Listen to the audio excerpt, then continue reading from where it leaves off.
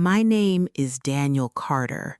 I am 46 years old, and for most of my life, I felt invisible.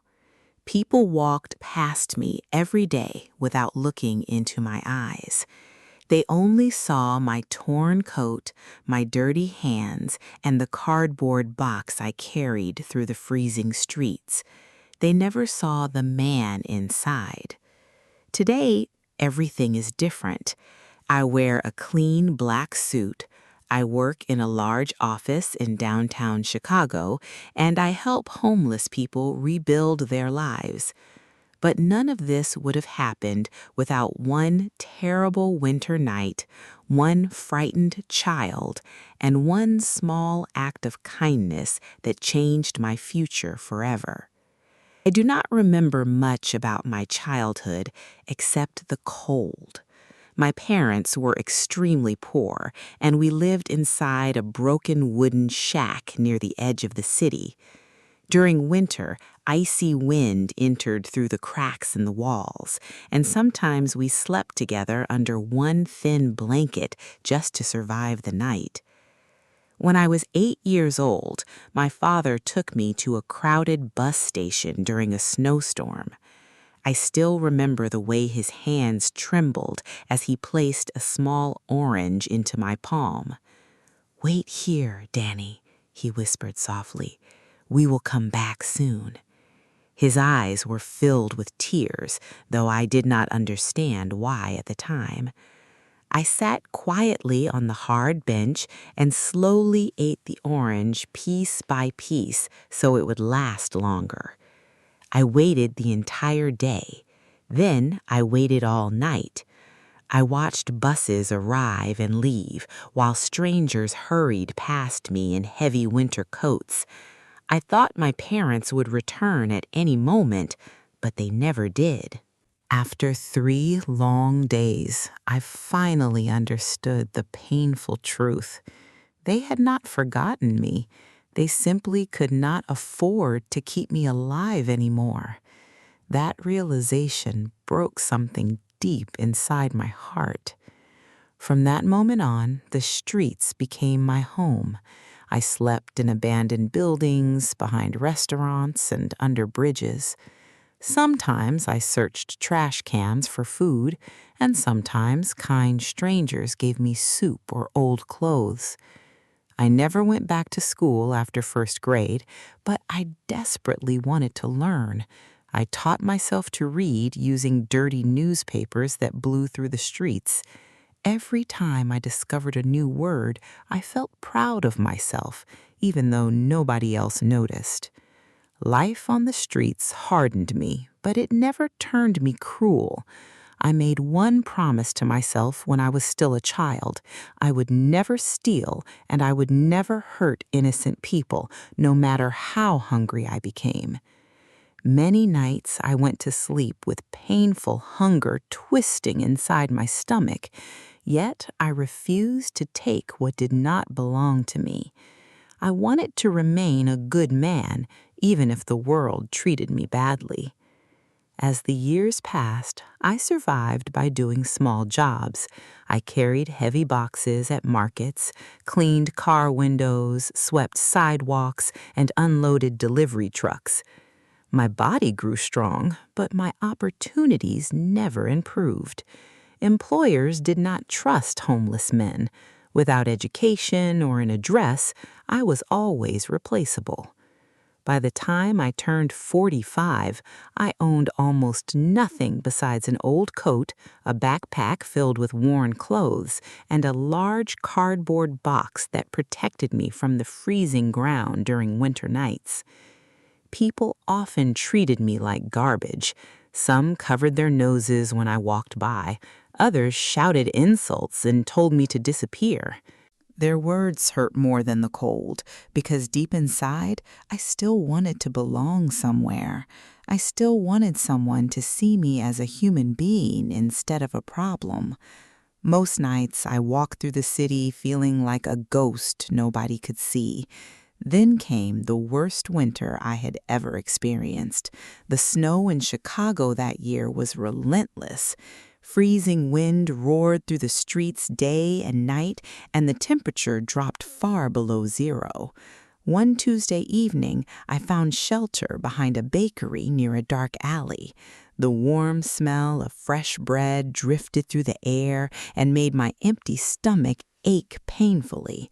In my pocket, I carried only one small piece of stale bread that I had saved from earlier that day. It was all the food I had left. As I sat against the brick wall trying to escape the wind, I suddenly heard a faint cry nearby. At first, I thought it was an animal, but then I heard it again. I slowly stood up and followed the sound around the corner. There, beside a trash can covered in snow, sat a little boy no older than 7 years old. He wore only a thin red sweater, and his small body shook violently from the cold. His cheeks were wet with tears, and his lips had turned pale blue. Fear rushed through me immediately. I knelt beside him carefully and spoke in the gentlest voice I could manage. "Hey there, buddy. Are you lost?" The boy looked at me frightened. "He can't find my dad. I'm really cold." I looked up and down the empty street, hoping to see someone searching for him, but the blizzard had driven everyone indoors. Snow covered the sidewalks, and the wind howled between the buildings like a wild animal.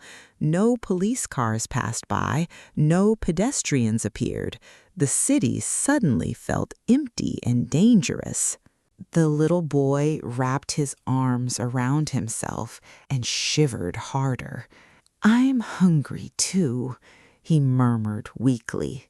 I reached into my pocket and touched the dry piece of bread.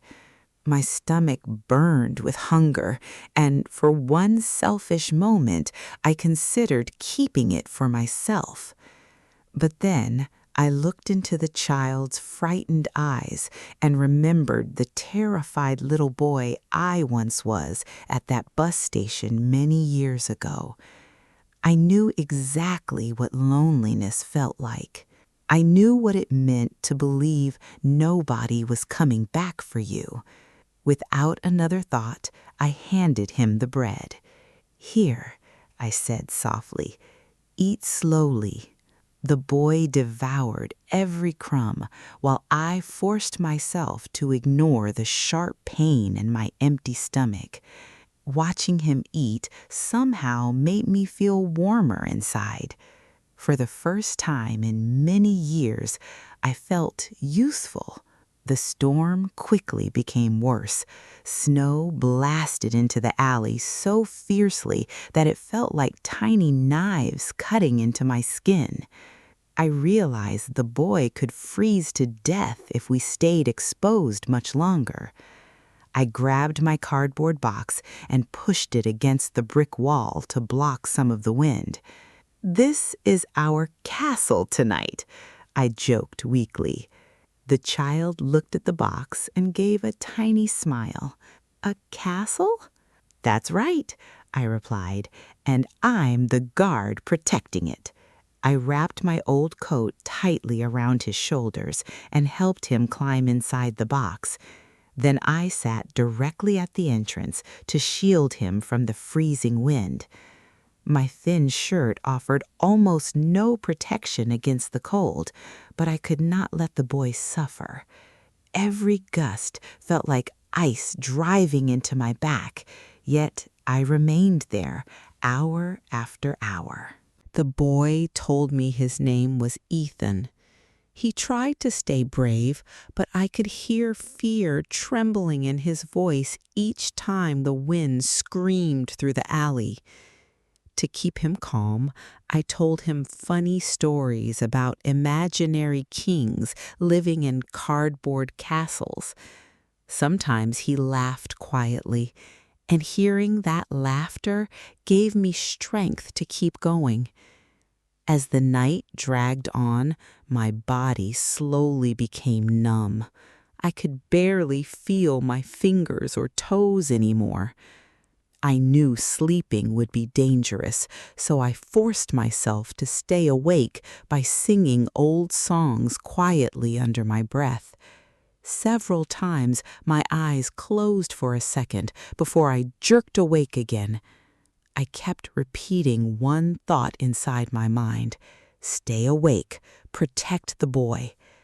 Finally, just before sunrise, bright flashing lights suddenly illuminated the snow-covered alley. Police sirens echoed through the street, and moments later, a tall man in an expensive black coat came running toward us. His face was pale with panic. "Ethan!" he shouted desperately. The little boy immediately crawled out of the cardboard box. "Dad!" Relief flooded the man's face, but when he saw me sitting nearby, his expression changed instantly to anger and suspicion. "What did you do to my son?" he yelled as he rushed toward me. Before I could answer, he shoved me backward. My frozen legs collapsed beneath me, and I slammed hard against the brick wall. Pain exploded through my head, and the world spun around me. Then Ethan grabbed his father's arm.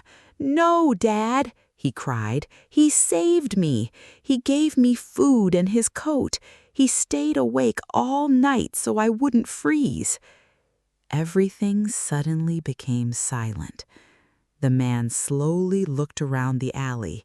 He saw the broken cardboard box covered in snow. He saw my thin shirt and realized I had given my coat to his son. Finally, he looked down at my trembling body lying in the snow. My skin had turned pale blue from the cold, and my teeth would not stop shaking. Still, I managed a weak smile. "Your son is safe now," I whispered. The anger vanished from the man's face immediately. In its place came guilt and shame. Tears filled his eyes as he removed his expensive wool coat and wrapped it around my shoulders. "I'm sorry," he whispered painfully. "I judged you without knowing the truth." Then he turned toward the police officers behind him. "Call an ambulance now," he shouted. "This man is a hero." As he helped lift me from the ground, I felt something I had not experienced in decades: kindness. Real kindness. For 30 years, nobody had held me with care or spoken to me with respect. In that moment, I no longer felt invisible. I woke up later in a warm hospital room. Soft blankets covered my body, and sunlight streamed gently through the window. For the first time in years, I felt completely safe. A nurse explained that I had severe hypothermia and could have died in the storm. Later that afternoon, the little boy's father visited me. His name was Jonathan Hayes, one of the wealthiest business owners in Chicago. He sat beside my bed quietly for a long moment before speaking. "Mr. Carter," he said softly, "you saved my son's life. I can never repay you for that." I lowered my eyes awkwardly. "I only did what anyone should do." Jonathan shook his head firmly. "No, most people would have walked away." Then he surprised me with words I never expected to hear. "I want to offer you a job." I stared at him in disbelief. He explained that he owned several bakeries across the city and needed reliable security guards. "That night," he said, "you protected my child when you had absolutely nothing yourself. That tells me more about your character than any diploma ever could." Tears filled my eyes instantly.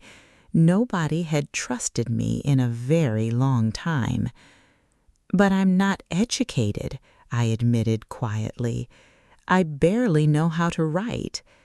Jonathan smiled warmly. "Skills can be learned.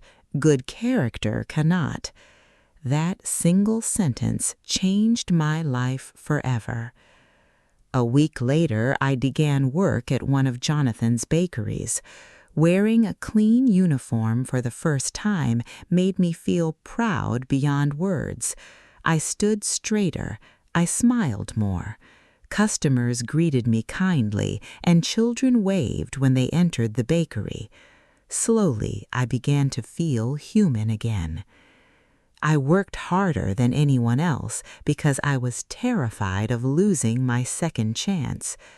I arrived early every morning and stayed late every evening. At night, I attended adult education classes where I learned computer skills, writing, and mathematics. Sometimes I felt embarrassed sitting beside teenagers, but I reminded myself that learning has no age limit. Years passed, and my confidence slowly grew. I became known as someone dependable, calm, and compassionate. One afternoon, I caught a hungry man trying to steal food from the bakery storage room. Instead of calling the police, I spoke with him privately. I recognized the desperation in his eyes because I had once carried that same pain inside myself. Rather than punish him, I offered him temporary work cleaning the alley behind the bakery so he could earn money honestly. Jonathan later told me he had watched the entire situation through the security cameras. "That is why I hired you," he said proudly. "You understand suffering, so you understand people." Today, 5 years later, I manage security operations for all of Jonathan Hayes's businesses. More importantly, I lead a charity program that helps homeless people find shelter, education, and jobs. Every week, I visit shelters and speak with people who feel forgotten by society because I know exactly what they are experiencing. Sometimes I still think about that frightened little boy in the snowstorm. Ethan is 12 years old now, and he visits my office often. He calls me Uncle Danny, and every Christmas we share dinner together like family. I also still keep that old cardboard box in my apartment storage room. Many people would consider it trash, but to me, it represents the night my life changed forever. It reminds me that kindness can save lives in ways we never expect. The world often judges people too quickly.